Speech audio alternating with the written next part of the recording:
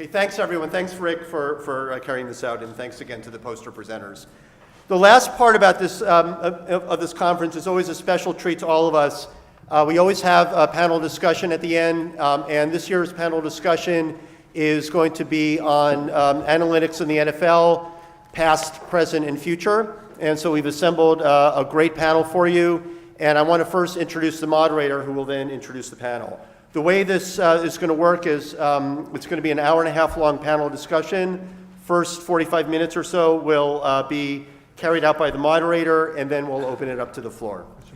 So let me first introduce the moderator, who is Aaron Schatz, who is the creator of FootballOutsiders.com and advanced NFL metrics such as DVOA, DYAR, and adjusted line yards. He's been doing football analytics since 2003. Just a year later, the New York Times Magazine referred to him as the Bill James of football. He writes regularly for ESPN Insider and ESPN the Magazine, and he has done custom research for a number of NFL teams. Before Football Outsiders, he graduated from Brown University with a BA in economics and was a radio disc jockey. So Aaron, thank you very much, and please take it over. Hey, okay. So let's talk about our three panelists here. In order, we'll go left to right. So Dennis Locke, over here, is entering his fourth season as Director of Analytics with the Miami Dolphins. He graduated with a master's and PhD in statistics from Iowa State after earning a bachelor degree in mathematics from St. Lawrence University. His dissertation at Iowa State was about statistics in sports, and he consulted for the university's basketball team. He is also co-author of a popular introductory statistics textbook, Statistics: Unlocking the Power of Data. So that's Dennis right there.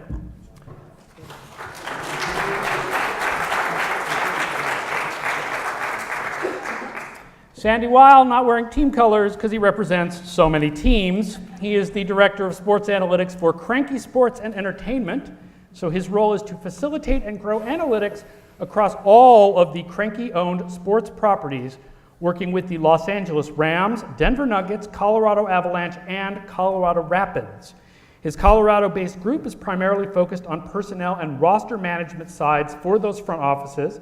Prior to this, he was Director of Football Analytics for the Baltimore Ravens, where he and his team built a football analytics and information delivery platform that rivals any in the NFL and won a Super Bowl. Sandy.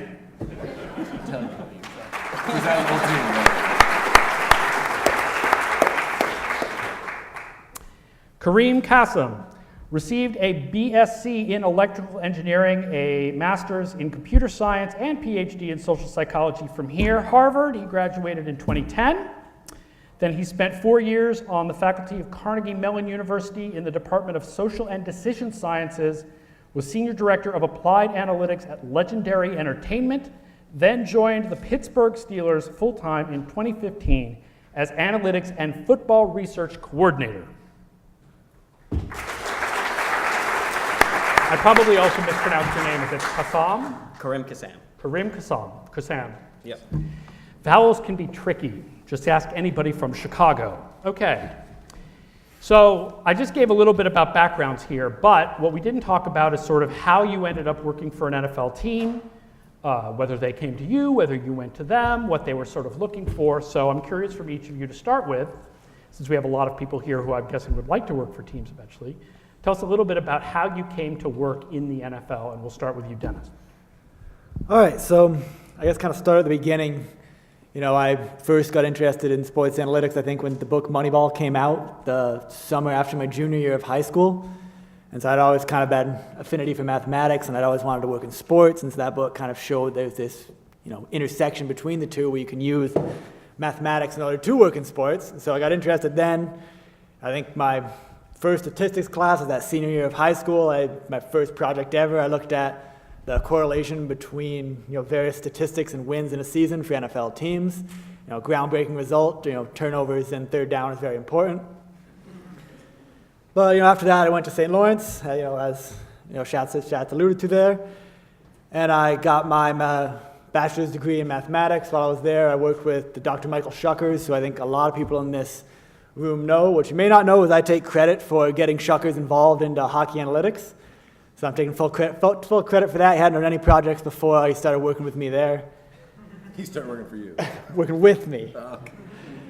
And then after that, I actually interviewed with an NHL team at the time, showcased some of my work and talked with them. And this was in 2009, so it was less than 10 years ago. I was interviewing with the GM and a bunch of the coaching staff, and none of them had seen someone or even understood that there were people trying to use statistics in the way that I was presenting it to them. So think about that, that's less than 10 years ago, GM and a coaching staff who had never heard of sports analytics as something you can utilize in hockey. I thought that's kind of interesting. You don't think it's still true? I'm guessing there are no teams Where's out Brian there. Burke when we need him? Not ESPN Brian Burke, other hockey Brian Burke. Yeah, so I went back to grad school, got my PhD in statistics. When I started started getting myself back out there. At the same time, Dennis Hickey had just been hired as the GM of the Miami Dolphins, and part of his sales pitch was that he was going to bring a more data-driven approach to decision-making. And so he reached out, and actually with help from Carl Morris, I was connected with the Dolphins, connected with Dennis, interviewed, and got down there, and been down there ever since. That's the long version. How many people want the long version? How many people want the short version? All right, it's long version apparently. Well, maybe it's a middle path. So I had been working in data and analysis and doing various stuff like that from when I graduated from college in the early 90s until in the mid-aughts. I always had wanted to work in sports, but I didn't really, there wasn't an obvious pathway in 1993 on how to do it. Maybe you could end up in salary cap stuff or something like that. And so I had sort of drifted off to doing other stuff. And in 2006, I told my wife, I was like, you know what, this, it was sports analytics stuff really actually, this is the kind of stuff I've always liked, the kind of stuff I'd always like to do. I'm gonna go do that. And she was quite surprised to find out that I wanted to quit my day job to do that. And she was like, I don't know where that's going. And I didn't know where it was going either. 3 weeks later, I was interviewing with the Rockets when Daryl had just started there. He was assistant GM. I didn't get the job. Sachin got the job instead. And so anyway, so I did basketball. I was sort of a freelance, severely underemployed basketball statistical analyst for a while. I ended up getting a different day job and did that for about 6 years. My partner and I were the first people to present research at Sloan back in 2000, maybe 9, and then 10 and 11. So we presented research at Sloan a few times. Was trying to make a name for myself, but I wasn't like a blogger. I didn't publish a lot of stuff, and so I didn't have as. But anyway, eventually the Ravens decided they wanted to start a department. Their owner had decided this was something he wanted to do, and had finally gotten some people to decide that they would take it on. And I interviewed for that job. I got that job. Was in Baltimore for 3 years, and then I got recruited out of Baltimore to come back to Colorado. I had been living in Colorado before to go work for Kroenke Sports with the opportunity to work on 4 sports, and I thought that sounded like that would be fun to work on multiple sports. Yeah, obviously, your brain is split a little bit, and you can't work on anything as thoroughly as you might like, but. The draft is one of the most fun parts of the year, and you guys only get to work on 1 a year, and I get to work on 3. So it's kind of fun. Oh, sorry. Apparently I have to sit in the microphone. All right. So I think that's my story. All right. So I got interested in sports analytics when Moneyball came out as well. I think I was in grad school though, so it shows the age difference a little bit.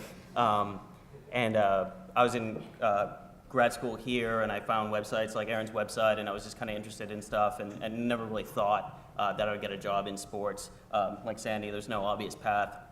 But I started hanging out with Sports Analyst Collective that Carl's involved with here. I met a guy named Daniel Adler, who I imagine a lot of people in here know. He works with the Twins now. Is it the Twins?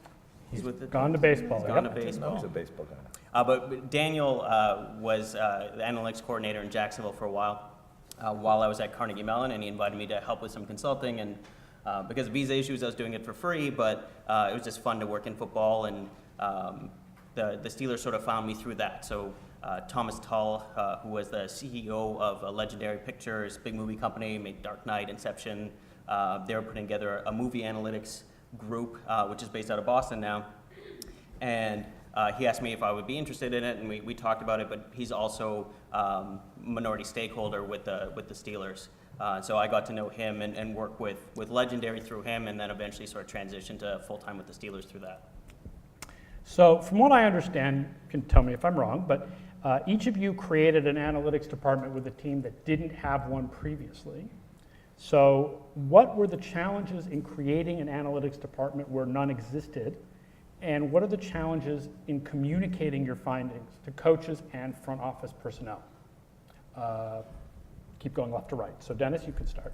Yeah, I'd say one of the challenges early on is really nobody knew what we could do, and nobody knew what we needed to be able to do what we could do. So that was a big challenge, was just finding and organizing the data. There were a bunch of data silos all over the Dolphins. I'm sure it was different for each of you guys, but just getting all that together and just finding it all and getting it all to a point where we could then use it to just start with some analyses. And then there's also building the department, so hiring all that. I think the most important thing early on was building the relationships with all the coaches and with all the scouts, and just cultivating that trust. And kind of a story I have of when I was early on, one of the first things I was tasked to do when I got there, I was fresh out of graduate school. I was looking at a player we had at the time, and Charles Clay. He was just finishing up his third year, so it was kind of, we were starting to think of, that's where you start talking with the players about their next contract, and you start thinking about how much is this player worth. So I was tasked to project what his production was going to be like for the next 3 years, and from that, figure out how much, what's the value of this player.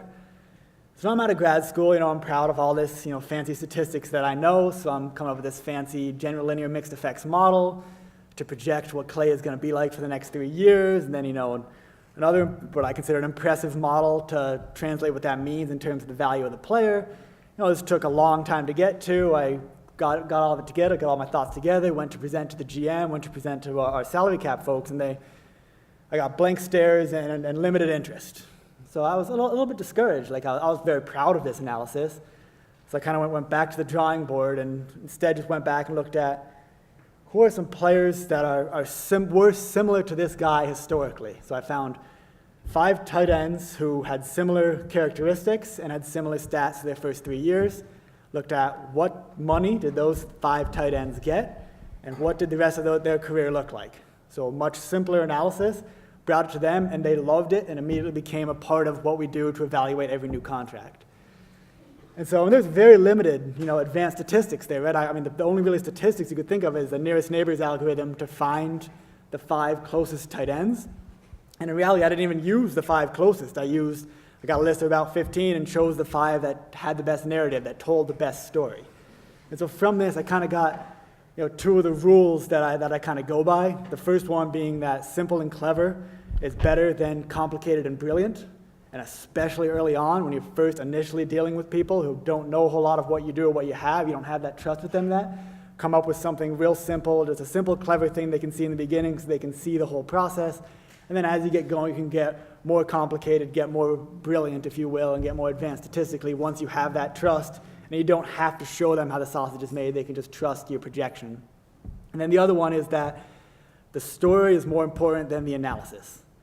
And by that I mean how you translate that analysis and talk to the people is much more important than the actual analysis that you're doing. So even if you're doing a far from perfect analysis, if it tells a better story and gets to better conclusions, that is much better than the perfect analysis that maybe doesn't tell as good a story. I'm curious, can you tell us who the players were that ended up being similar to Charles Clay? I won't remember off the top of my head. Since you didn't re-sign him? That was back in 2014, and I right. won't remember at the top of my head there. So Sandy, how about you? I don't know whether you started an analytics department with the Ravens or started one with the Rams or started both of them? Definitely started the one at the Ravens. And what was the question again about it? Sort of, what were the challenges in creating an analytics department where none existed, and what have the challenges been in translating your work to coaches and front office personnel so that it mattered to them? Yeah. What were the biggest challenges I mean, it's always you've got people who don't speak the same language, like you bring most of our bosses in here and they watch the stuff that, the smart people we're talking about today, and most of it is going over their head, right? And so you have to figure out how to convey something in a way that gets to the way they like to think about it. And they definitely love comparable players, right? Comparable players is something they already do. It's already a language that they speak, right? And You know, like we did modeling of, you know, draft modeling of players, right? And, you know, to have different models for different positions. But in fact, they didn't even do that. We hadn't done this yet by the time I left, but I've, you know, found like they got more traction when they started having something on their, you know, on the scouting grading scale. When you could put it in the scouting grading scale, even if it's semi-subjectively, well, how do I decide how many guys should be in these buckets or whatever, you know, it's just like that they just went with that direction. Then the scouting department went to a next level of integration, right? Like in the draft room in Baltimore, I mean, it's a scouting-based organization, right? Ozzie was a scout after he was a player, and so scouting is the language of business there. And so, you know, if you scouted a player, you can speak during that person's part of the draft room. If you didn't watch a player, you're just listening, right? Well, we didn't watch any of the players, right? So even though I had data on all the players and all his games, I didn't see any of it. So like, you know, we're allowed to talk about it. Then they get to the point where you have a grade. It's starting to feel like, oh, this is the analytics scouting report, right? When they start thinking of it as a scouting report, get more traction because that's the culture there, right? And you know, we built an analytics department at the Avalanche as well. The Rams already had an analytics group when I started in Denver, and so did the Nuggets, but the Avalanche didn't. So starting one there, and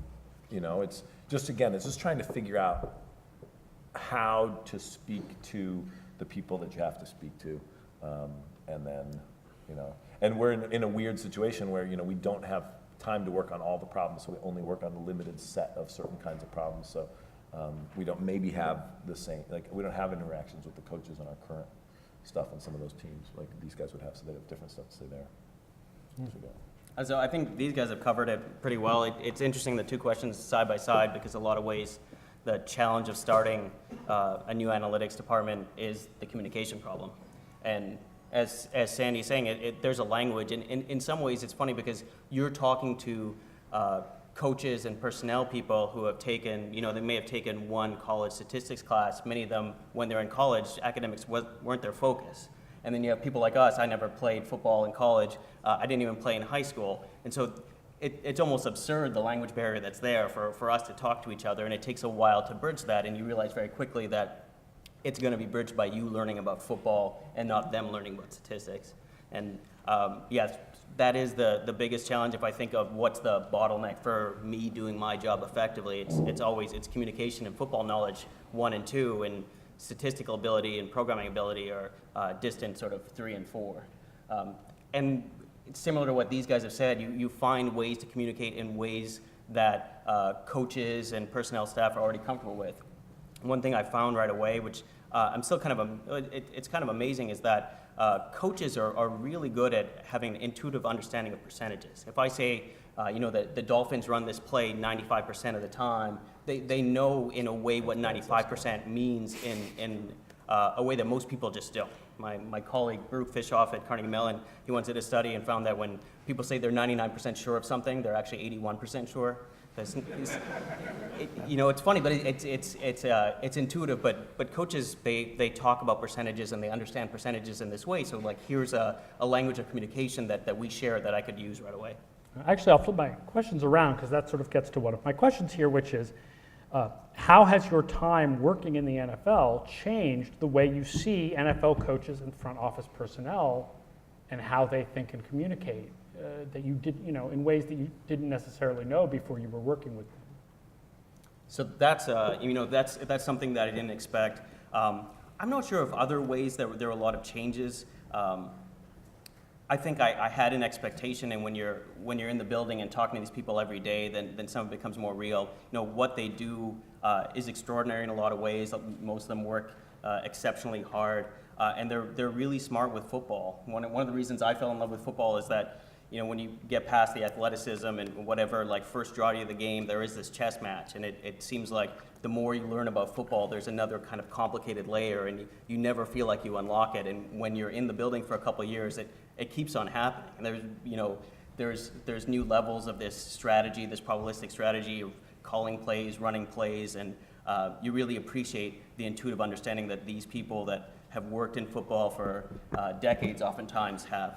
Yeah, you know, there's one of the coaches I worked with. You know, I mean, you're around the facility, around these folks all the time. You're having lunch with them, you have dinner with them, because you're at work all the time during the NFL season. And I mean, some one of these guys is just like, I just thought he was daft, right? It's just like, just dense, like, yeah, you know anything besides football? And I'm not sure he knows anything besides football, but he knows football really well, right? It's like, and I thought that was interesting, right? Because I generally, you're like, you know, but they do know what they're doing. They're domain experts, and sometimes the domain experts have other stuff they know about too, but sometimes they just really know football really well. And I tell you, like, one of the things that struck me, and it's not actually something I experienced directly, worked for teams, so you guys can do this too. So one of the most impressive things for me was I was watching the college national championship game on the, you know, they have like multiple broadcasts, that is and the they have greatest, the yes. one where they have a bunch of college coaches like all sitting around a big screen, like talking with microphones. And sometimes it's a little hard to hear who's saying what. But like, I mean, the play happens and it's like a half a second after the snap, 3 of the guys are going, oh shit, you know? And it's like, wait, what would they see, right? And they all saw some breakdown in coverage in the first half second after the snap that, like, I don't see that. I suspect neither of these guys see that stuff either, right? And it's just like they are seeing stuff happening so fast. And like, I mean, I can watch tape, but I can watch the play over and over and over again on the clicker. I'm like, I guess that's a mistake. You start to, though. You watch enough stuff, you start to see, not all of it, but you start to see things, and it's amazingly satisfying when you realize you're starting to see those things. Right. It really is. Like, those coaches see 100 times more, Right. but even when I see 1 in 100 of those things that those coaches see, it's amazing. Right. And I'm sure you guys have watched enough football at this point that you do too. Yeah, there's a little bits here and there, but Yeah. it's just still. Yeah, I think, you know, iterate the same things. Like, I think I was amazed at how smart these people are. You know, I think you see a lot of talks here too. People kind of make fun of coaching decisions and scouting decisions that happen, but there is so much more than I realized that goes into every single play that's called and every single player that's scouted. I mean, it's amazing the amount of information these people are actually ingesting. And like I said, just the things they're able to realize. I mean, we have plays, and we have a ton of plays that we have set up for just a very specific situation that, you know, we've never even gotten to run. But if we see this coverage at that instant, you know, we're going to be ready to audible into this play. We're going to be ready to run it. Like, there's just a ton of things like that. It was just amazing how much actually goes into every single decision and how smart these people actually are. I think that's the first thing that struck me. And the second thing was there's a lot more of an appetite for analytics than I actually realized. I actually haven't met anyone in the organization where I couldn't reach them by some way or another and get them interested in what we were doing as a department. And you know, one thing I kind of preach whenever I'm at conferences like this is it's not their responsibility to be interested in the stuff that we're doing. You know, it's our responsibility. You know, if there's anyone in our organization that says, you know, analytics is like a lamppost to a drunk, you know, great for support but not for illumination, that's on me. That's not on them. That's a Brian Burke quote, if you guys didn't recognize that one. But I consider that's on me. That's not on them. It's on us to help these guys realize that analytics can help them, because they are all smart enough that if we can get to the point where they can recognize how this is going to help them, everyone's going to be interested in this. And to some level, they've all been paying attention to numbers. So, Right. you know, coaches have been looking at run-pass percentages their whole lives. Mm-hmm. The scouts have been looking at 40 times and heights and weights and jumps their whole lives. So they pay attention to numbers. And if you can translate what you see into a language that that's useful for that communication, then you get that buy-in and you have some influence. You know, What I one tell of the people- one of the things from this, you know, the panel's a past, present, and future of analytics in the NFL, and the thing that I remember sort of realizing pretty early on in the NFL when I started working there was that really, like, people say like, oh, you know, analytics first came to baseball and then basketball and then football and hockey and soccer kind of late to the game and stuff. But like, as long as you're willing to step out of the formally quantitative academic type of way of thinking about things, football actually was the first game to the front, right? There's people that we call quality control coaches. Their job was to go through and, you know, categorize the plays and figure out, you know, I don't know if you've ever, if you see the stories of Bill Belichick talks about the ice pick, like they'd have these like stack of all the play diagrams, and there's like holes punched at like every like quarter inch along the way, and the different holes meant different types of features. So this was a third down play, and then the second and the first down and the third and fourth down ones are not there. And so you can make a big stack, but I want to see all the third down plays, and they take an ice pick, and they'd stick an ice pick through the second down hole, pick it up, the ones that are left are all the ones they ran on second down. It's like, okay, now let's get all the ones who are run with 11, nobody ran 11 personnel back then probably, but right? Sure, third and long. And then it's like, here's the down distance, here's the run place. And so they had a query interface on paper with ice picks, right? And it's like, and so they could study these things, and they've been studying it that way for years. It's just they don't have a formally quantitative framework. And so those quality control coaches, they're still doing that kinds of stuff today. They have better tools, maybe not the same as the tools that we have, but they can find, what I find interesting, the quality control coaches will tend to find, they can find if there's a subtle difference in the way somebody's doing something and it ends up splitting to like big differences in frequencies, right? Like 25% of the time when the guy's got his elbow like this, they're doing that. 75% of the time they're gonna do the other thing when his elbow's like this. Now we can't see elbows in our data, right? But we can see, but if they do this and this, it's 58% versus 42%. Like they can't tell the difference between 58 and 42 very well, just at a quick level. So we can estimate those from larger samples with less, more coarse, I don't know what's the word I'm looking for, like more coarse observations, but more subtle percentage differences, and it's just different. So we're doing the same stuff. Right, more macro observations rather than every little Macro thing that every observations, player is doing. Right. Right, but We're not finding tells Right. that are super giveaways. We're finding some other type of tell. Yeah, some ways I think of it as crappy scouting.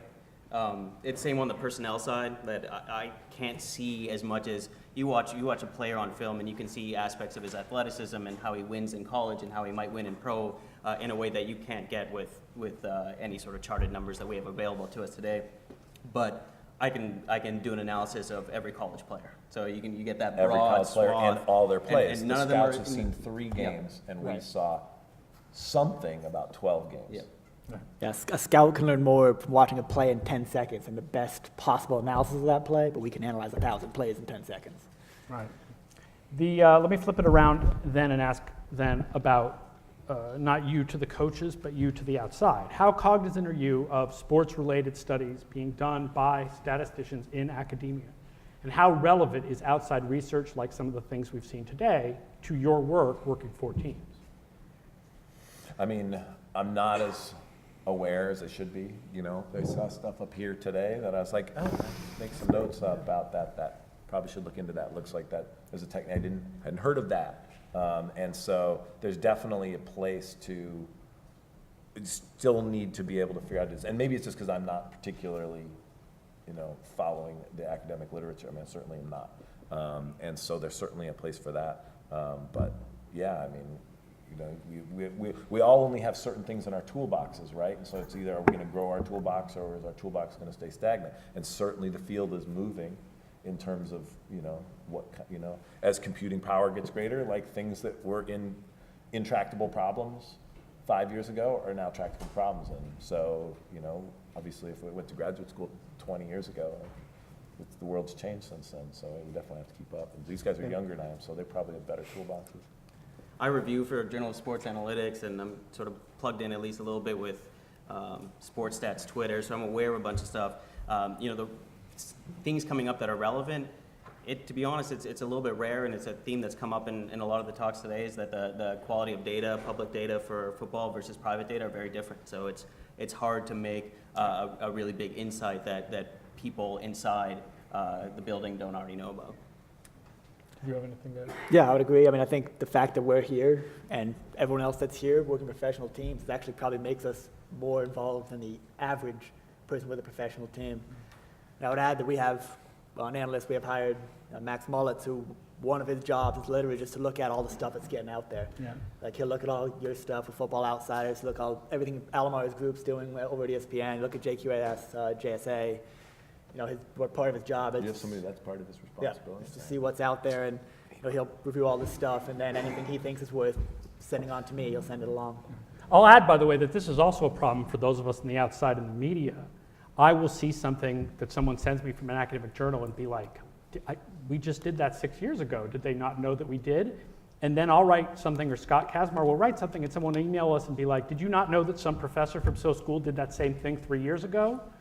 So Yes, I do. even on the outside, we're not connected in with academia to know there's sort of parallel tracks almost of ideas. Yeah. So I didn't know whether teams might be a little bit more cognizant of what's out there than I mean, those of us in the media are. The one thing in place where I do have some advantage, at least I'm seeing what's going on in multiple sports. I mean, you guys obviously are capable of following what's going on in basketball and hockey, but your professional livelihood Responsibilities doesn't. are different, yeah. Responsibilities don't depend on it, right? And so at least so I see a slightly bigger envelope of stuff. Are there concepts from one that, so obviously your job is different than the other two guys. Are there concepts from one that translate well to others, or sort of overreaching concepts that work for all 4 teams or for multiple teams? I mean, certainly, I mean, I always think of analysis. I mean, so my take on analysis just as a field is that it's the business of questions and answers, right? It's like, hey, what's the question? How can I approach this question? How can I find an answer? And what's the data I have that I can interrogate to try to answer this question? So from that perspective, all analysis is the same, right? So like, that's a pretty broad generalized statement. There are definitely some things that across the sports that are common that I don't feel like I ever had to deal with outside of sports. And so one of the classic things is, you have a play, right? And this play is happening, right? It's like, okay, I want to say something about some analysis of this. Here's the down, here's the distance, here's the field position stuff, right? But it's like, is it important that what happened on the play before that, right? We think in sports generally that there's a lot of cases where that what's happened right before that is important. And in basketball, the quality of a shot, like if you know that this shot, this shot was taken from here, this is what I think the expected, the expected field goal percentage for that shot. But if I told you that there was a turnover right before, that the previous possession ended with a turnover, now my prior to that has changed, right? So I have to get data from the previous record and keep it along with me, right? And that's something I find myself doing in sports data all the time. Was there a turnover before this? What happened before this? Where did the pass come from before that? Where did the, and passes in various different sports and stuff, right? And so that kind of data structure handling stuff is certainly common. And there certainly are modeling techniques from one sport that lend themselves to another, but I also feel like data preparation is like 90% of the job, right? Like if I'm working on a project and it's like, this is the model I want to produce, I spend so much time before that trying to prepare, I've got to come up with a way to summarize his aggregate position on these kinds of plays. Okay, so that's that's 4 or 5 days by itself to make something that's going to be one column in this final analysis table, right? But it takes days to do that, right? And if you think it's going to be useful, maybe you figure out where to save it so you can reuse it, right? But it's like, that's still data preparation. It's a model, but it's a descriptive model. It's not part of the thing. It's not really part of the end goal. It's just a byproduct. And so I think of that as data preparation, but it really, of course, it wasn't just data preparation in the sort of simplest sense, but and that's true across all sports, right? What about compared to the movie business? Like I'm interested in this Legends thing. Definitely there is that. Being a data scientist across industries has that thing in common where it's going to be 80% data cleaning and prep. I think that's sort of true across everywhere, and sometimes the models can be similar. Legendary, we're using different types of data a lot of times, and the quantity and quality of it are different, so it limits some of the crossover. If we do a social analysis on how a movie is trending on Twitter, just the amount of data and what we're trying to get at is very different. So it limits things, but there are similarities. I would guess that working for Legendary is closer to doing analytics for the business side of a team. How to maximize attendance, how to figure out eyeballs, price, yeah. social media attention to make sure you sell the most jerseys as well as tickets, and et cetera. That's probably where the similarity is. And Legendary has done some consulting with business sides of teams across sports. So. And are you doing any business side stuff with the Steelers? No.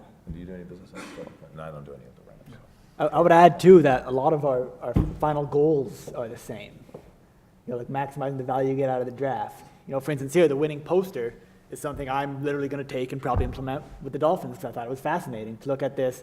The value of the draft isn't who was the best player you could have gotten at that time. It's who's the best player you could have gotten at the time you could have gotten them. Combining that aspect of it is an idea that's joined across all sports. I think it's interesting to evaluate, what was the ideal draft for a team, not by who was the best player they could have gotten then, but if they could have gotten the best players they could have gotten at the latest time, what was the best value? That poster, is a perfect example of that's applicable across every sport. Right, Yeah, even though it's yeah. a different sport and there's a difference between the goal players is the in same. hockey do not come directly into the league usually. Right, but the goal of what we're trying to see is exactly the same. Yeah, and that entry age thing is actually sort of an interesting thing. It's a difference between the sports. Like, I said we had 3 drafts, but like in one of the drafts, the candidates are 17, hockey, and then in basketball they're more like 19, and in football they're more like 22, 23. Right? It's just a different. You've also got one league, 5 leagues, and in hockey you've got the world essentially. I think Right. football we have the advantage of we're really looking at one league. They've all played in the same league, whereas hockey you're looking at. Well, they haven't all played in the same league in football because the style of football Oh, is different, yeah. whether it's Big 12 or Big 10 or a They've played- mid-major or a Division II. God forbid you try to do any kind of analysis on a kid who come out of like Bloomberg Right, they've played on the Stadium. same size field, the same set of rules, I guess That's might be true. a better way to put it. Yeah. And closer than if you're looking at the Swedish Elite League in comparison to Junior A's, comparison to NCAA hockey, comparison to Yeah. Russian, I'm not sure what their league's called. KHL. KHL, I And should then know there's that. the VHL, and then the MHL. There you go. Perfect example right there.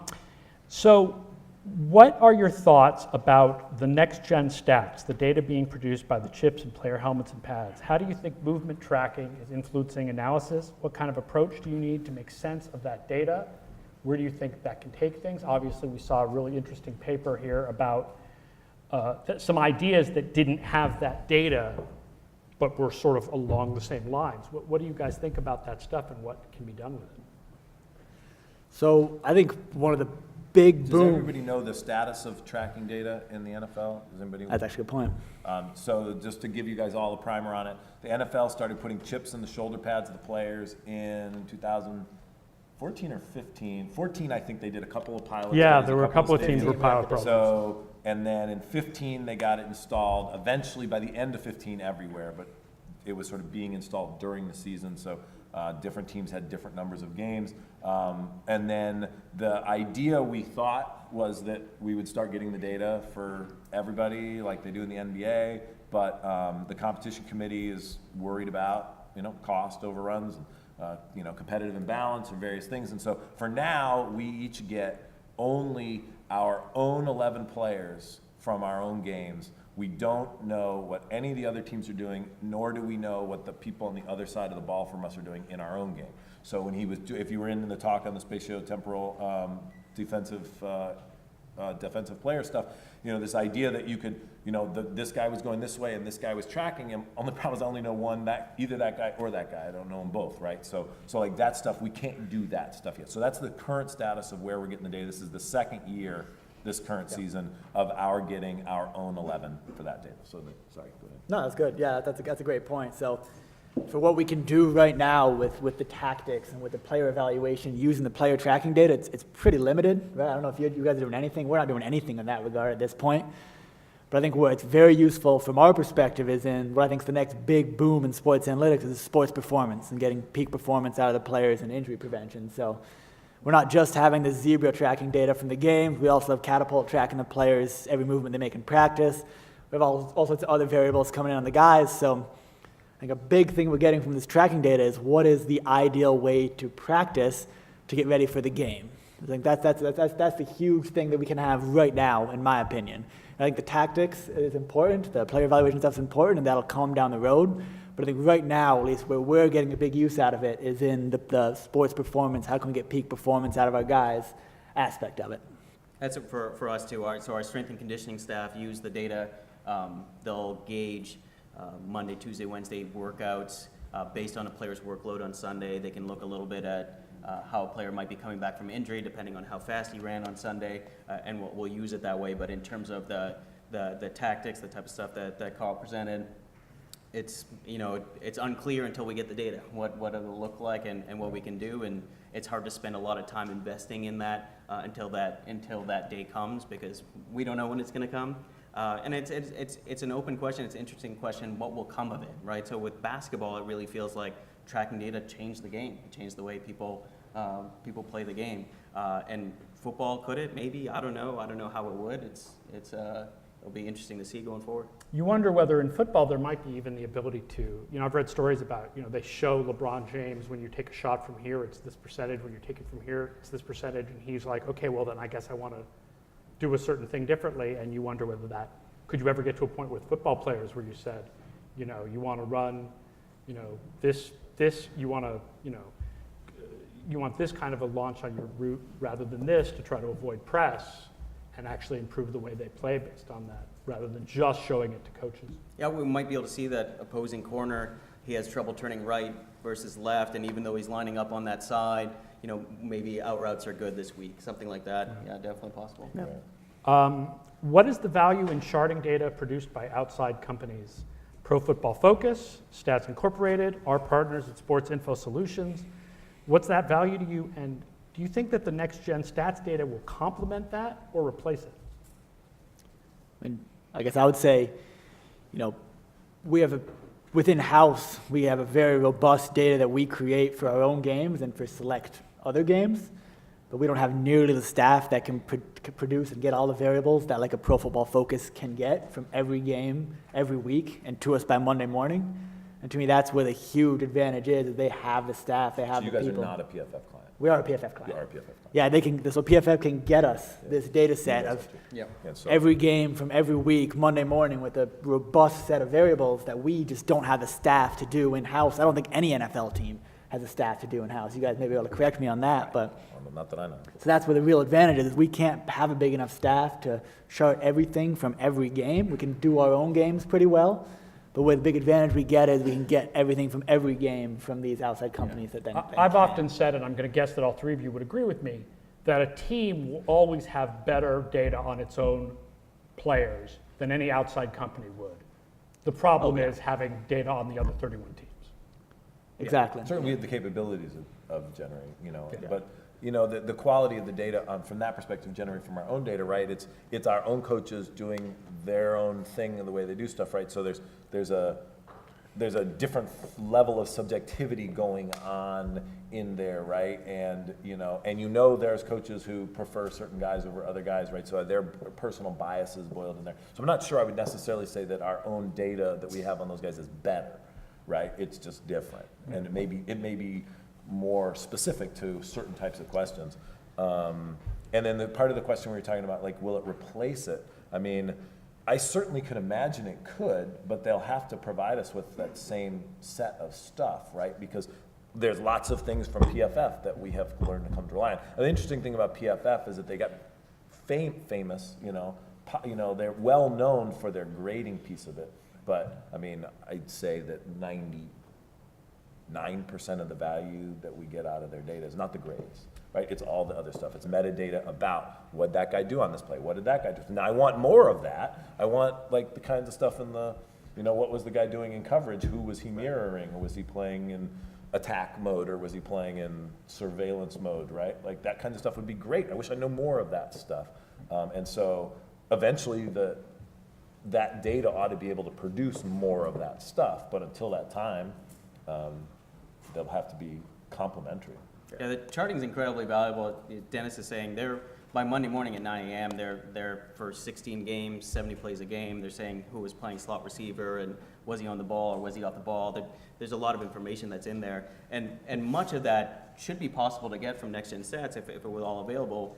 It also feels, in some ways, Pro Football Focus was doing player participation before the league was doing it, or the league was doing it as accurately for us, and so they've been squeezing, and the league's been doing more and more, and Pro Football Focus has changed what their focus has been, and at least to start with, it would still be complementary, and those things will evolve together. Originally, a decade ago, player participation data was similar to the Zebra data, which is that you could only get for your team, not for all 32 teams. And then at some point in the last few years, You only got your team after the season was over. You'd get your they data made it in open. January. Then you started.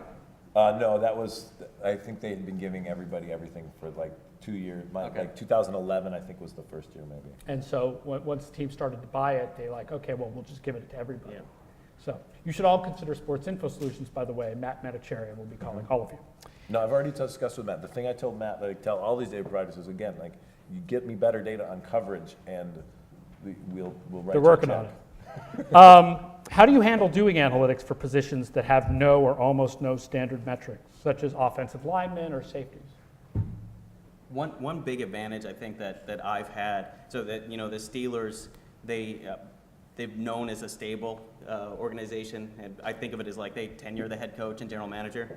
So I get there, and Kevin Colbert, the general manager, has been there for almost 15 years already. So we have, our scouts will grade every player at the end of every year, not for every game, but at the end of every season. And I have these grades of players at every position that I can use to compare across positions even, but especially within positions. I have this sort of built-in dependent measure that I can build models around that's been really useful for me. Yeah, so like, at least for offensive line, along those lines in the scout, right? Like in Baltimore, they've been using the same scouting system, not software system, but the same scouting grading system forever, and their scouting department, lots of people have been there for a long time. And so, effectively treat scouts' subjective measures as, quasi-objective measures. If you've got 3 scouts who each graded a guy's footwork and pass protection and his use of hands and his toughness and his, and a bunch of these things, you say like, well, I'd rather have something more objective, but, that's all I got to go on. So let's see if we can, squeeze any, what's this phrase, squeeze, what do you squeeze out of rocks? Lemonade. You something, squeeze lemonade out of rocks or something, yeah, there you go. Anyway, so like you see, you've got to make use of what you have, and so on the pro side too, right? Like, Pro Football Focus grades guys in the run game, so I don't know what else to use. Yeah, I'd say, my continuity's been just as good. I've only had 2 GMs, 3 head coaches, 4 defensive coordinators. But so one of the challenges we have is our scouting grading system. It's changed a few times since I've been there, so it's kind of a big part of it is how can we translate the old grades to the new ones so that we can keep using them instead of having to restart all over again. It's a big headache, but I'd say I kind of like the harder positions more than the easier positions. Like I find it the most fun to try to figure out ways to evaluate safeties and offensive line. Same with you guys. We use the scout grades are always going to be the most powerful thing. It's just the way it is. Traditional scouting's not going anywhere. If anyone that thinks analytics is coming in to take over, we can do what we can do, but traditional scouting is definitely going to be above us, at least in the NFL. But one cool thing, like we had Dontari Poe in for a visit when I was actually interviewing a candidate for a job with us. And it was fun because I could talk to him about, how can you evaluate the value of Dontari Poe to a team? Poe's a defensive tackle. He doesn't produce very much, but clearly he's probably pretty valuable. He's getting, $8+ million a year. And so I think that those are more interesting to the analytics people. Like it's easier to evaluate, Julio Jones' value to the Falcons than it is to evaluate, Dontari Poe's value to a team. So I think it's kind of, I actually like looking at the more difficult positions more because I think that's where people are looking for other ways to evaluate them, whereas most people are just happy with the production of a wide receiver. He weighs like 340, and he'd outrun everyone in this room. It's amazing. Oh, yeah. Like a 4.8, 4.9, 40 ton. All right, one more, and then we're going to open things up to the audience. So where do you think that the analytics movement has had the most impact in the NFL over the last decade? And where do you think that it's been least effective?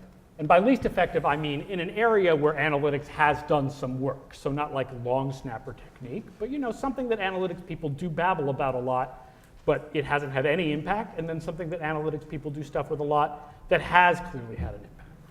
So I can say what I think are the 2 most overdone analytics things. And the first one would be 4th down decisions, optimal use of 4th down decisions.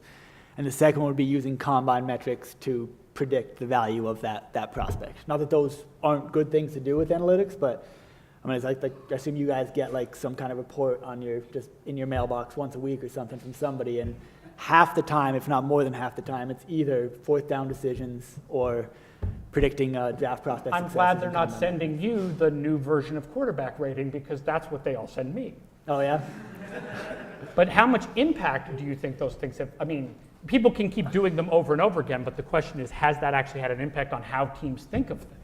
I don't think to the amount of work that's being done, I think that's the most work to the least impact. So a lot of time being spent For both there. of those things. Both of those things. I think, not that there's no impact. I think there is impact. There is value in both of those things. Not to discredit them. I think there's value in the combine. I know there's value in the combine.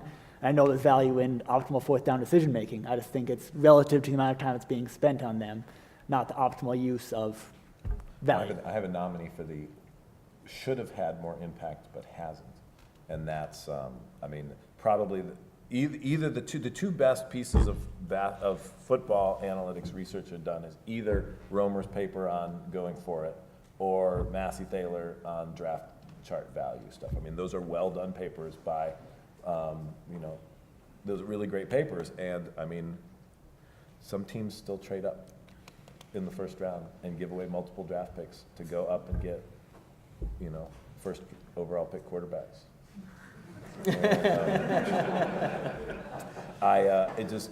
It boggles the mind. Like the value. I mean, the results are clear that you are just. You could get lucky, right? But there has to be a lot of luck involved for you to remotely come out on top on that equation.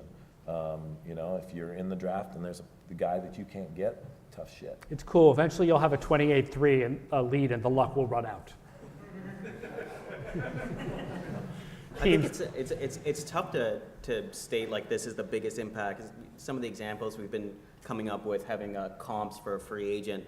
If I give a set of comps for a free agent or for a potential draft pick, does that have some influence? Maybe, but it's going to be subtle. It's going to be 1 or 2%.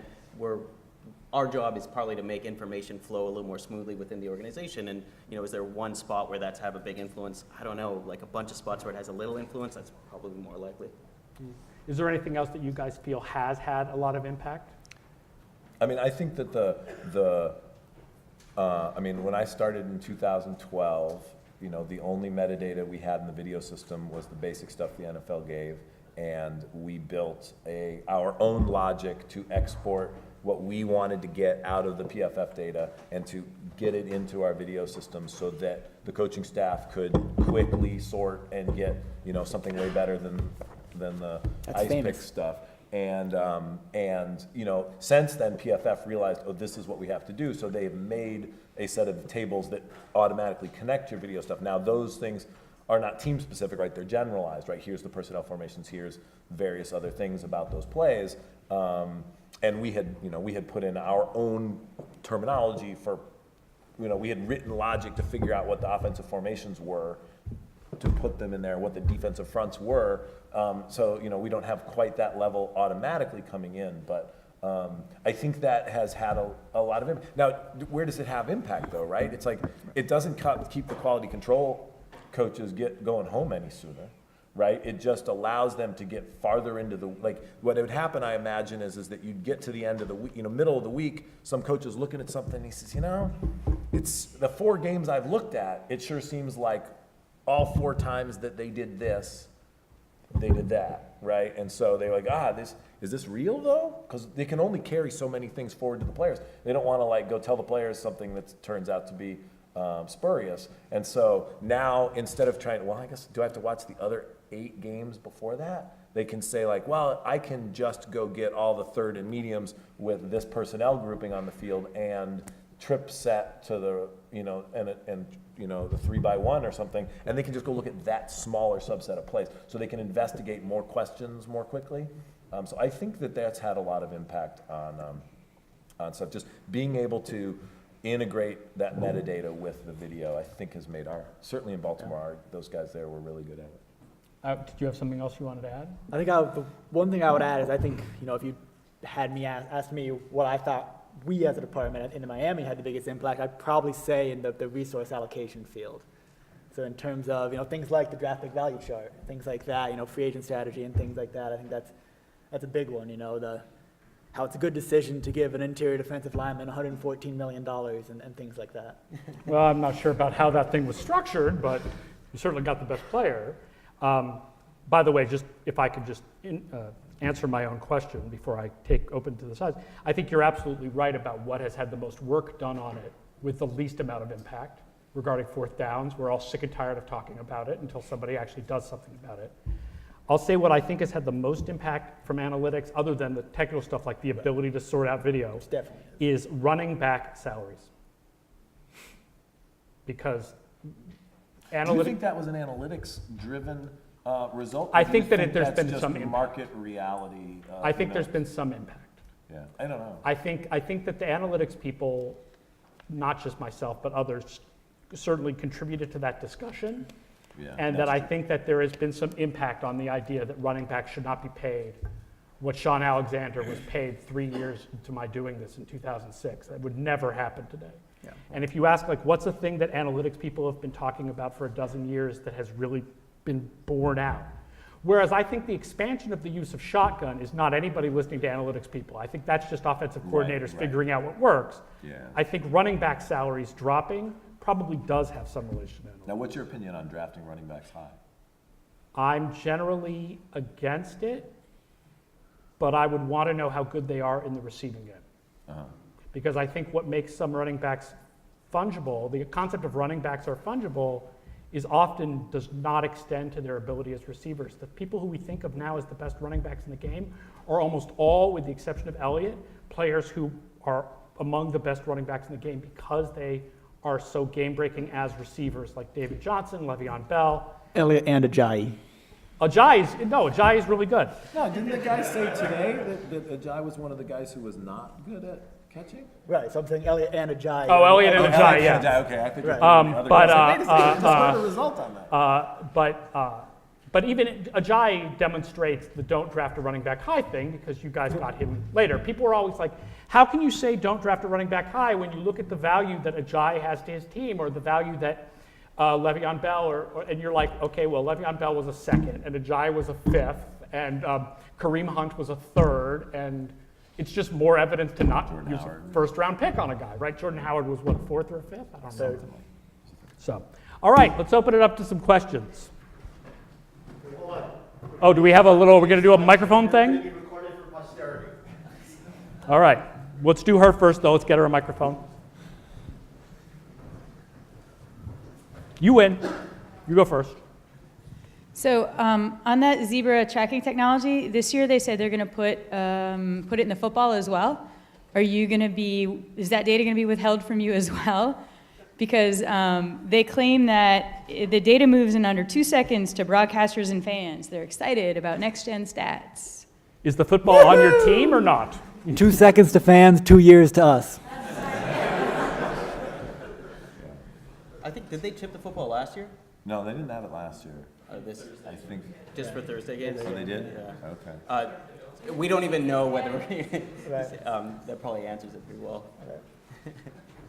All right, another question. Who's got, yeah. Hey, Y'all guys, can look for him.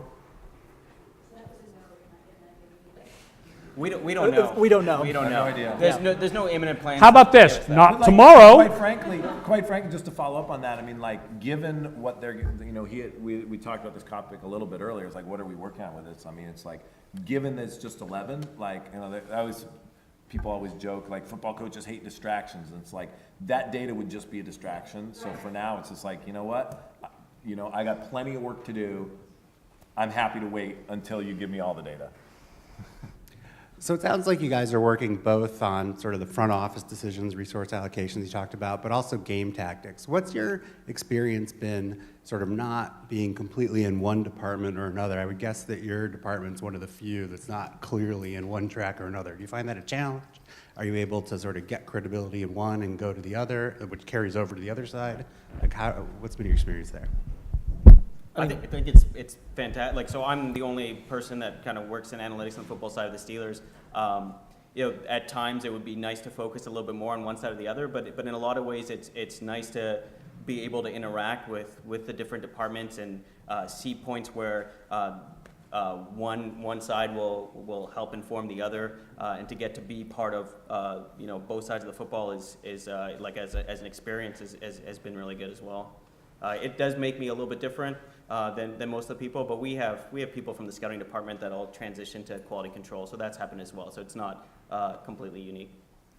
The cyclical nature of the NFL also helps, because I mean, like right now, most of what I'm doing is tactics and game planning and things. As soon as the season ends, that'll shift into free agency. As soon as that ends, it'll shift into the draft. And it's also a lot of the stuff we do. It's it could be applied on both levels, right? So if we're looking at who are the best players on these teams and why are they good, that's also going to be a part of the game plan when we're getting ready to play that team that week. We'll look back at our scouting report and say, oh, he was really bad at this and this and this, deliver that same information to the coaches. So a lot of the times what we're doing will translate over to both sides. And then, in Baltimore, they actually have a big enough group now that they, there's a scouting department, analysts, and coaching side analysis. And during this time of year, for the most part, they're working on different stuff. From where we sit, because we're in Denver, we're not in Los Angeles, so we can't, we don't really, it doesn't make any sense for us to work on the coaching side stuff. The folks in LA are working on it. So, but we just focus on the personnel side stuff. And part of that's just out of necessity of, the reality of trying to work on 4 sports at once. Do you have an analyst in Los Angeles who works under you, who interacts with the coaches? So the Rams have an analytics group with an analyst, a database developer, an interface developer out there, and they're working with the coaching staff out there and with the personnel department as well, and the training staff. There's a lot of stuff on that, that stuff. I was wondering, I know you talked about the 4th down thing. Are there any other behavioral anomalies that you might want to mention? Well, it's go for 2, go for 1. That's another topic that has had plenty of work done on it. That's how often should you run and pass in various situations. Right. Marshawn Lynch is a behavioral anomaly. Hey, actually, I have a fun thing I wanted to say on that front, right? So, one of the things you talk about in game theory, right, is this idea of run and pass stuff, right, is that really, if you really want to be good at game theory, you really ought to, this is the right ratio of run and pass, and just let it be random from there.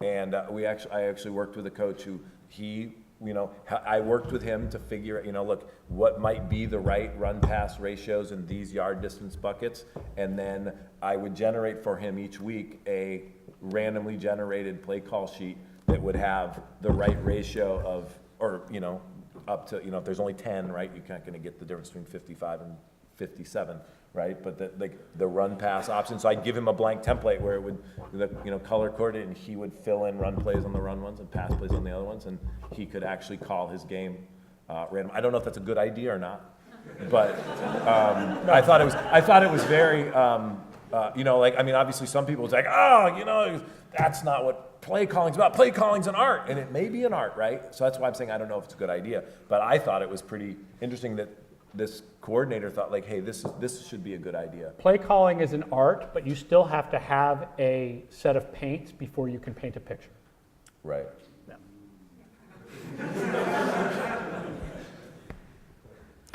Hi, I work in Irish rugby, and we are obviously a different landscape to what you guys do. For us, we've seen a big shift in recruitment for our departments from going from, say, into universities and taking these graduates and actually switching it to going looking at ex-coaches and ex-players and teaching them the stats the reverse way. It's not perfect, but what we found is inherently coaches seem to have this bias towards ex-players or sometimes failed coaches, but they feel that they can talk to them on what you guys have said already on that kind of speaking their language of football, and we try to reverse the process. I don't know, does that happen in your world, or is it useful, or is it done? I'm trying to think if I can think of any I can't think of people one. in our field who are ex-coaches. It's definitely the case that if I played Division I, if I played Division I college football, like it instantly would have given me more credibility walking in the door. But once we've done that work of creating the department and establishing that trust, now I'm not sure if I'm recruiting the next person. I'm looking for the person who's best at stats and programming and has the most football knowledge, and that additional aspect is going to be less useful now that sort of a department is established. The only one I can think of is the Broncos have, if he's still there, Mitch Tanny, Yeah. who played Division III, and his brother is a third stringer with the Tennessee Titans. Yeah. I will say that Pro Football Focus has hired some ex-coaches and players, and if I had Chris Collinsworth's money, I would do the same thing. So on the outside, that's happening a little bit, but I don't know of anybody really with teams who's an ex-NFL player. Call up John Urschel, see if he Second wants a job. Spectrum's director of football for a long time was Dave Anderson. He's not there now, and he was a receiver in the NFL for a while. I keep trying to convince John Urschel. Yeah. But I think he's actually a real mathematician. I think he should probably. Yeah. Do real math, not this fake stuff we do. Real math. Ha. We'll get one on this side. So it's amazing that you were able to get a coach to at least try a randomized play design. That's pretty fantastic. It's his idea. Even better. My question was, and actually our gracious hosts touched on this in their introduction, is have you been able to implement some experimental designs, maybe not in the game, but perhaps in practice on some of your players, on some of your maybe health training, which of course, is a little bit of a touchy subject. You certainly don't want to restrict a player from having water or something like that, but that would be an extreme case, but have you done any experimental design with your team? I haven't done any experimental design, but I do have a study that I want to do. And that is, there's this idea that the personal training data, we put these catapult monitors on guys and we measure their physical load or mechanical loads or whatever and the trainer looks at a sheet and says, all right, we're gonna give these two guys halftime practices today, right? And there's the question is, is those the right guys to give rest to, or is more rest better? Right, and so I'd like to do a randomized trial where some players are just getting randomly selected for rest, and some players are getting selected because of these other metrics on this piece of paper, and then we could actually tell if maybe it's just getting more rest. But the problem is the dependent variable in those things, injury, catastrophic injury, already can't really test anything with that, and so this idea of testing for game readiness, there's some hope there, but I haven't yet seen. So I mean, the problem with that whole thing, right, is this, there's lots of people who want to spend time on sports science, but I'm interested to find if either you guys have seen any, but anybody seen any reliable, reproducible results in sports science that make you think that any of these measures are really real? I don't know. Yeah, and that's a study. I know that Chip Kelly's teams have been low in our injury counts, and he uses a lot of that catapult stuff. But I haven't. We haven't. But it could just be that more rest is better. Right, and we haven't And more tracked smoothies are specific these are the catapult teams and these are the not catapult teams, and of course there's lots of other variables Zach Biddy is here, what the turf is at the stadium, and And the best predictor of injury is past injuries. So the That too. robustness of the player. more hi so than Jason anything Verrett, else. Do we wherever you know are. that? Do we actually know that's the best predictor? I mean, we all say it. Everything I've seen, that appears to be the best predictor. I wouldn't say I know that. I would never, say that. When I read, I think it was called Big Data Baseball, the one about the Pirates, and you could see when they were doing all their shift stuff, they had their AAA affiliate put stakes in the grounds, told people where to line up, and they could run this experiment. And That's cool. I was jealous, but we don't have a farm team. We got 16 games. It's sort of costly to run experiments. Bring back NFL Europe, baby. Can I follow up one thing on that? So, what about just training? So something that isn't perhaps as risky, maybe changing the weight regiment for certain players that won't necessarily produce injury, but will determine how much of a gain you can see over the course of a season. That type of experimental design. So do you mean weight room training? Yeah, weight room training, Oh, yeah. Interesting. We haven't done that. I'm guessing that would be all on the strength and conditioning coaches. They probably would be more open to that. If they probably have to get the player to be open to it as well, the players. But that's an interesting thought. I hadn't thought about that. I think even for something like that, still though, you think about the realities of the number of people at each position on a team, right? The study does, it's okay, we're gonna half the players are gonna be doing this and half the players are doing that. Now you have, confusion, not just confusion in the weight room and but then now you've got, two guys doing this and one guy doing this, Right. It's not like the sample sizes we have to work with are big enough to, it's possible, I don't know. Yeah. But it's the reality of football. It's everywhere you look, we're getting hit on sample size.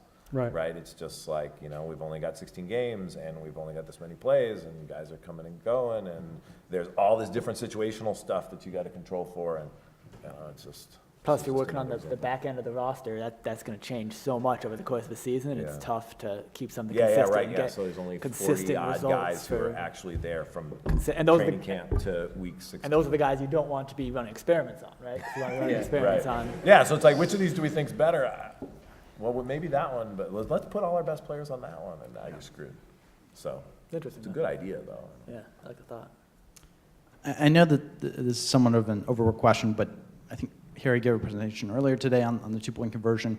There was a rule change 2 years ago with the PAT moving that back. The percentage has realistically dropped in terms of PAT conversion rates.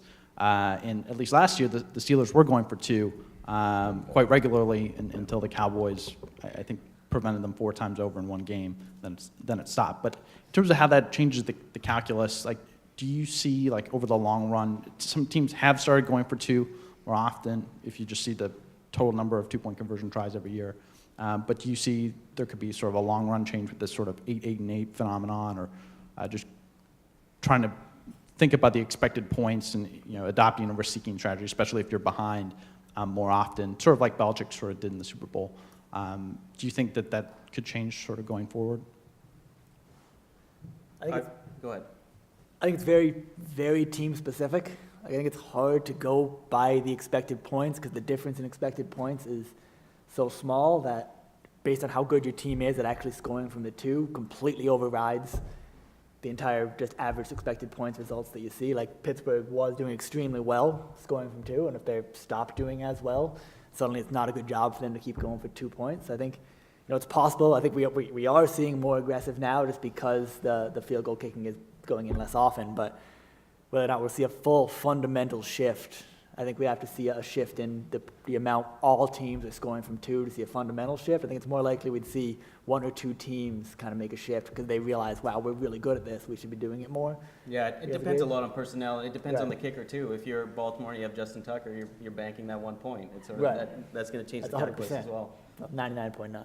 So when you guys were going for it more at the beginning of last year, did that start with you pointing some stuff out, Tom, or was it more like that Tomlin had, just sort of had a feeling that, I feel like we're going to be good at this. Let's just go get 8 every time. That decision is Coach Tomlin, so that's his intuition. No, it's his decision, but had you guys done work on that, or did he just sort of be like, we're going to go smash? That was him. Yeah, that was driven by him. Okay, cool. We actually took a look at us and determined we'd be worse off if we went for 2 every time based on how we score on plays from the 2. So it's kind of, our expected points was actually lower last season if we'd gone for 2 every single time. I guess it could be a small sample size too. I don't know. It's all small sample size. It's all small sample size. We've got to try to extrapolate essentially to get any kind of sample. Right, you got to think of who the players are. Like I used to say, I didn't understand why the Panthers didn't go for 2 every time because they had the best goal line quarterback of all time. But if you don't have that quarterback, it's a completely different thing. Hi, guys.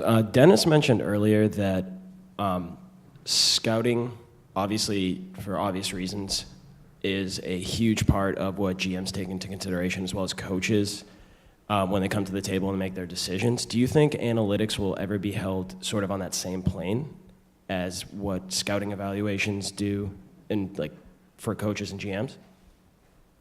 I think not without a fundamental change in the amount and quality of data that we have. If you look at a guy like Antonio Brown from our team, and if you look at his combine measurements, nothing is impressive. He didn't jump that far, didn't run that fast, and he wasn't that big. And there were this is before I was with the team, but there were obviously things that our scouts saw that made them really like him.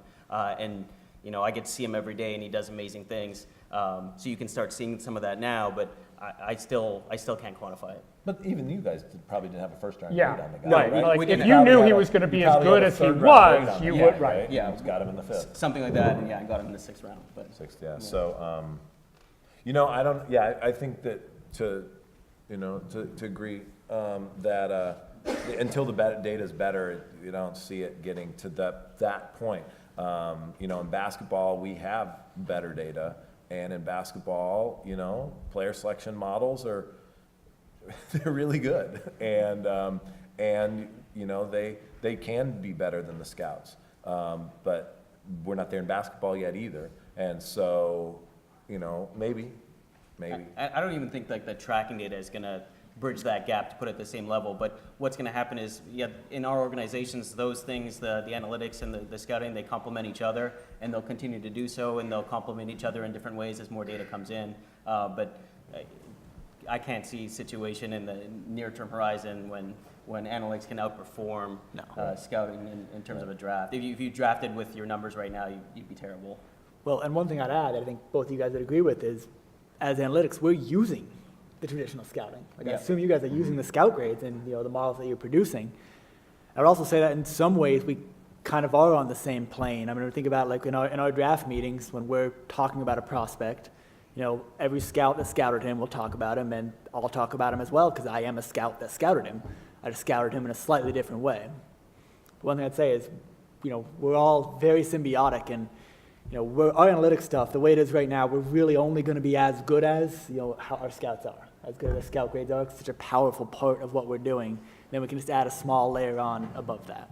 Yeah, I mean, in some ways, our goal from the draft perspective is, like in the NFL draft, right, is if I can just help our 7th round picks have the hit rate of a 6th round pick, and our 6th round picks to have a hit rate of a 5th round pick, and 5th for a 4th and 4th for a 3rd, and if I just stop there, I've traded a 7th round pick for a 3rd round pick, right? And so that's a good deal. I also think there's an element of analytics. The draft charts say you should do that. I also think there's an element of analytics not necessarily telling the GM who to draft, but bringing up red flags. Checks and balances. Checks and balances, or bringing up you should go scout this guy a little more, he might be better than you think. But then if the scouts come back and say, no, he's not, then you're like, okay. Right, there's definitely some of that. And the other piece that there's a lot of is, in the draft room, there's lots of people who've been watching football a lot, and they throw out theories, to explain a point or to make a point. And sometimes you can speak to that theory to either in support of it or against it. It's like, actually, no, that's not true. Small school guys from, Alabama and Georgia aren't any different than small school guys from other states or something. I don't know what those things are. That's not a theory somebody particularly espoused, but things like that, that stuff happens in basketball all the time too, right? It's like, hey, this, that, this, and no, that's not true. Hey guys, first just a comment to the room. I think many of you could stand to take the IRB's Human Subject Research course. I don't know about all these experimental design with academic research, ethics. And I had a question about evaluating players from non-skill positions, so players for which you probably don't have as much data available. Maybe if you guys could just talk about that in general, or like what do you do at the pro level, at the college level? Didn't I ask that? We already answered that. In terms of like what the scouts do, or what like in terms of like analytics, like what we stats? do? Yeah. I guess just like, so publicly there's not a lot of data available on, say, offensive linemen or linebackers or something. So I'm curious from your perspective how you handle that in comparison to how you handle players for which there is a lot of data available. Yeah, so I think the one, you can take scouting, like the one place where we do have sample size is we have the grade, a scouting grade, in Baltimore, they have the reports going back to 2005, right? So they've got 16 years of scouting grades for offensive line. 1995, you mean? What's that? Going back to 1995, not 2005. No, 2005 is how far back they're scouting. In the actual database.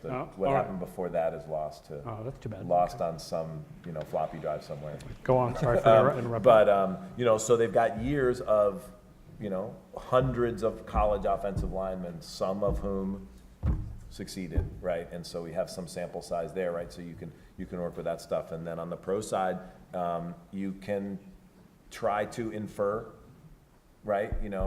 What can I infer about how well these guys are blocking from play-by-play about runs to the left, right? Like, you can infer a little bit, and you can't tell is it this guy or the running back, right? But you can at least get some sense of some quality there, right? And some sense is better than no sense. And there are quite a few metrics, too, that you actually can get. I mean, you can get the percent of times the linebacker makes the tackle on running plays when he's out there.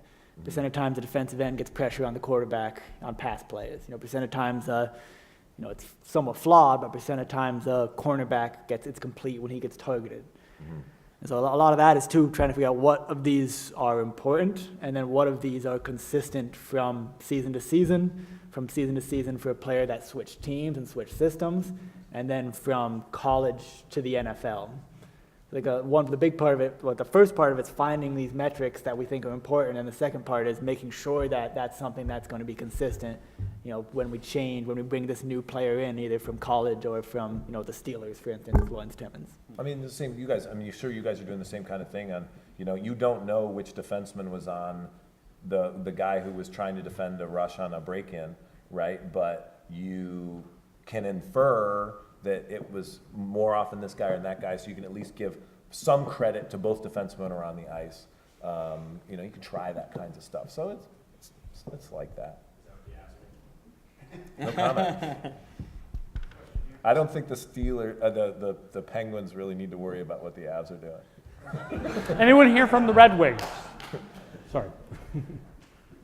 This question mostly, I think, for Dennis, because you mentioned all the turnover that you've had in the front office and the coaching staff since you've been there. What's the process like for you and your team already being established in the organization as these new important faces come in, as far as working with them, and how does that relationship work when it's kind of starting fresh? So one thing that's actually been nice is all the mistakes that I made with the original people establishing myself. That's all gone. I can correct all those and start over. By the time now with the third head coach, I'm much better at getting the analytics department established and going. One advantage we've had is the owners always had a buy-in. The executive vice president has had a buy-in. When we were searching for this new head coach, we were a part of that search process. We told the coaches coming in that this was going to be a part of this organization. Like, if you want to be the head coach of this team, you're going to be utilizing this information. This is going to be a part of it. So they came in with the understanding that analytics was a big part of what the Dolphins were doing already. So we kind of got a little bit of a leg up there. But in a lot of ways, it is like starting over with a new organization. We had a brand new coaching staff come in last year, and we have to establish all those relationships again. Start with the simple stuff, try to cultivate that trust. Speak their language and try to start teaching them your language. It's really just starting over again every time a brand new regime comes in. But we've had enough holdover that there's been some help there. Yeah, I think there's a good point about the interview. Like, the sooner if you can be part of the interview process, somebody coming in, doesn't really matter what role they're coming into. If it's a role you're going to work with, then they see you as a as a group that, a kind of constituency that's important to the organization. And so, regardless of whether it's, like we're helping the Rapids look for a new head coach. And, I've been part of the discussions around that, but I'm kind of hoping I can get in on the final interview day list, right, when they get down to the final few guys. So not because I'm going to give them a lot of insight on whether this guy's going to be a good coach or not, but just so that he knows, hey, I know who that guy is. I interviewed with him. He might be part of the reason I got this job.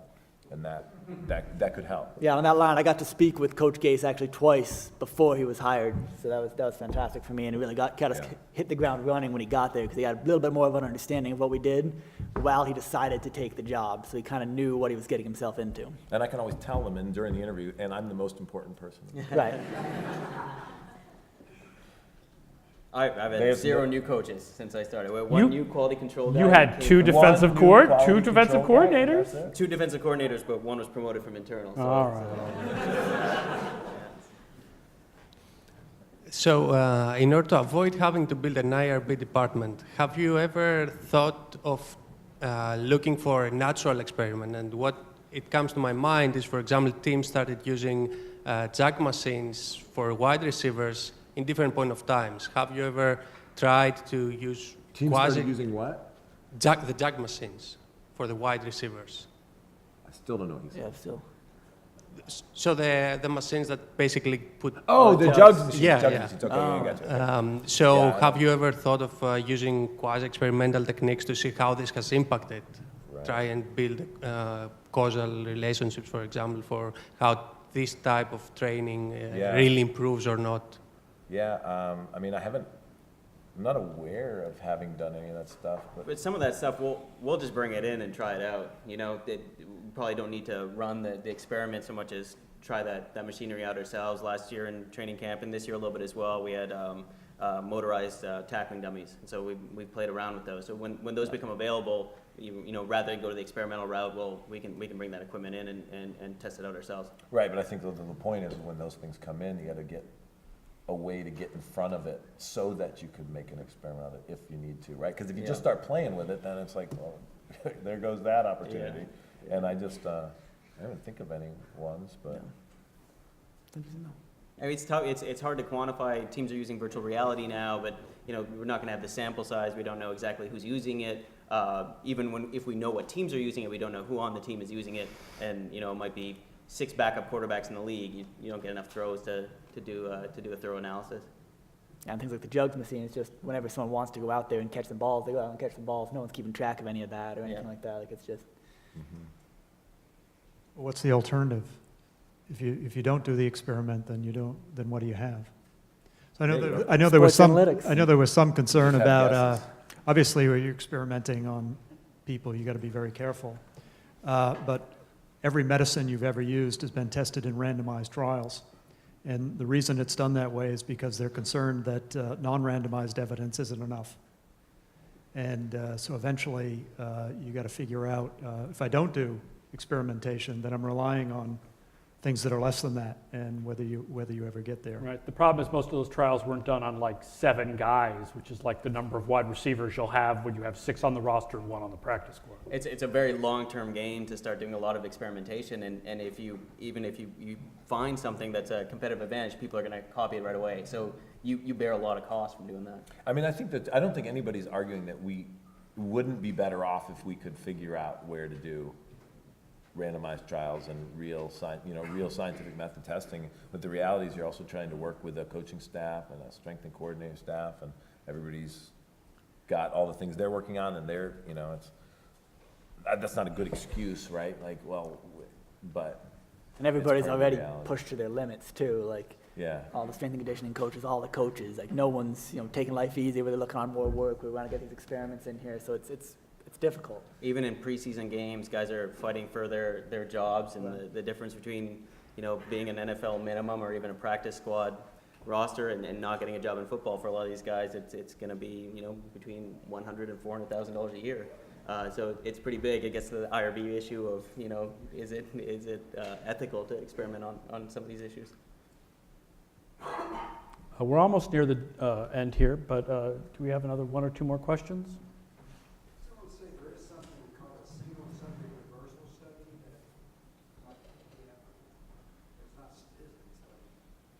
Single study reversal? Single subject reversals.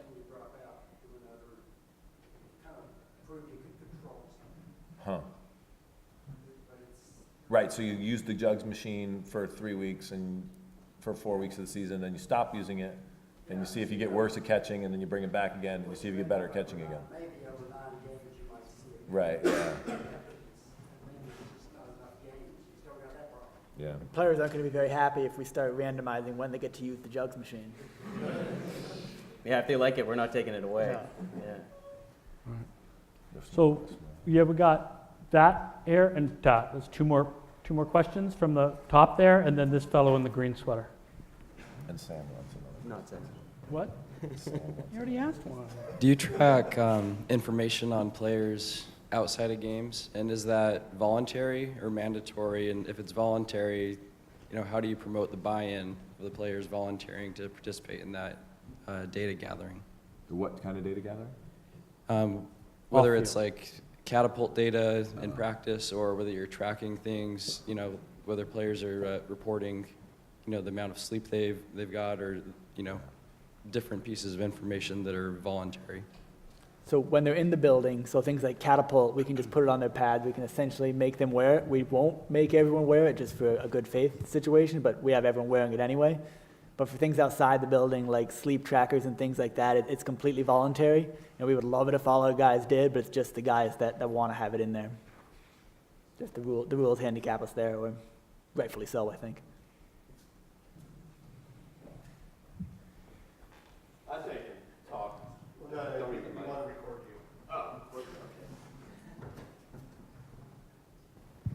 you. Sort of going along with that, is any of the data or the insight you're looking into only internally motivated, or does sometimes the NFL ask for you to look into some things, sort of like injury data? Is that something that motivates you for wins, or does the NFL want teams to track that more often to just protect, one, their brand, two, their players?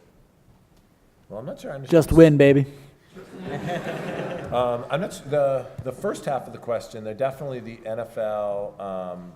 Mr. Newsom, general manager in Baltimore, he's on the competition committee. So's Mike Tomlin, and so I don't know if you guys get requests like that, but definitely I see sometimes. I saw, like one of the scouting department interns would be working on a project for us. Hey, we're wondering what would be field goal percentages if we narrowed the goalpost, right? So then some guy's job is to look at all these field goal kicks and to ask, how many of them would have missed if we'd had them here, right? And so they're doing some stuff like that on the side kinds of projects. But I think that's because the boss at our program was on the competition committee. I don't know that if your boss isn't on that, whether those things come through. Do you guys see stuff like that? No, I don't think I've done anything that was driven by the NFL, but I wouldn't know. If it's something for the competition committee that comes from the coach, I don't ask where it's coming from. From the coach. But we're independently run franchises. The NFL is not sort of reaching their hands in this stuff. We have time for Sam.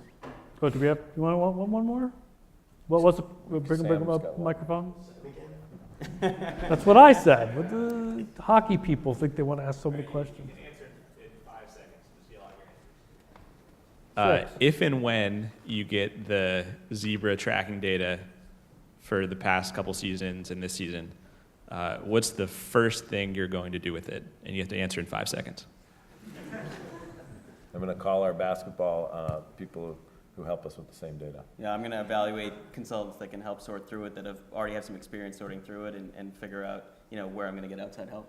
Yeah, I'd say nothing. I'm going to start talking to companies that are dealing with it and getting on a more digestible level. On the outside, I would want to measure coverage by cornerbacks of receivers who were not targeted on the pass. Yes. Yeah, I like that. All right. Thanks, these guys, for being here. And safety.